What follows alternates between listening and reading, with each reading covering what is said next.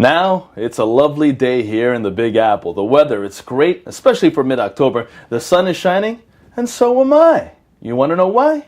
'Cause it's Friday. That's right, the weekend is here. And I'm so happy because I haven't been feeling that good recently. And it seems like it's about that time to get it started a little bit early. So it's not quite 4 o'clock yet. The market's there about to be closed. And guess what? That's right, I called it. It's an early happy hour here in New York City.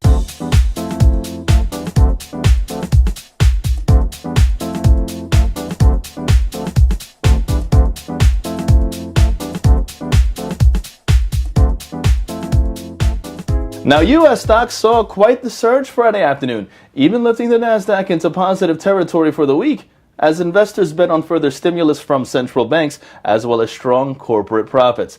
Now first, new home construction climbing 6.3% in August, signaling improvement in the U.S. residential real estate market.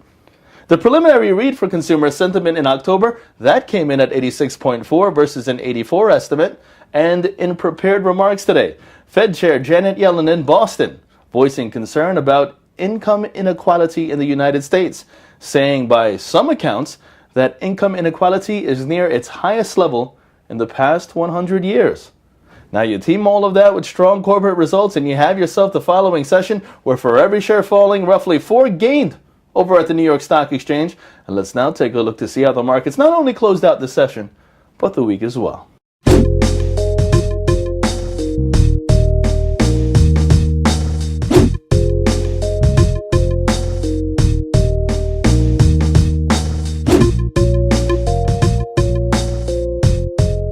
And lastly, on the corporate front, Morgan Stanley gaining after the investment bank tallied third quarter earnings that beat expectations, and General Electric climbing after its quarterly profit exceeded expectations. And you know what, rather than doing my normal outro, let me just get something out there. This is concerning sports. Last night, to no surprise, my dear New York Jets, they lost again, meaning they lost again, and they lost their 6th straight game. That's right, 6th straight game. That means in a row, for those of you that don't understand. 6 games in a row they lost. And I just want to say the following 2 things to end the week. Thank you for not playing this weekend, New York Jets, because I don't have to waste my time in front of a TV stressing out over how bad the team really is. And number 2, to the GM, it's rebuilding time. And unlike the previous rebuild, this one should begin with the coach and work its way down and include the QB too, because you know what? JETS. You know what that stands for? Just end the season.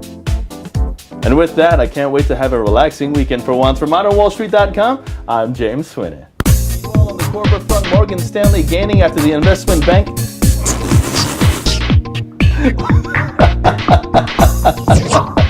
I can't believe that landed right in my hand.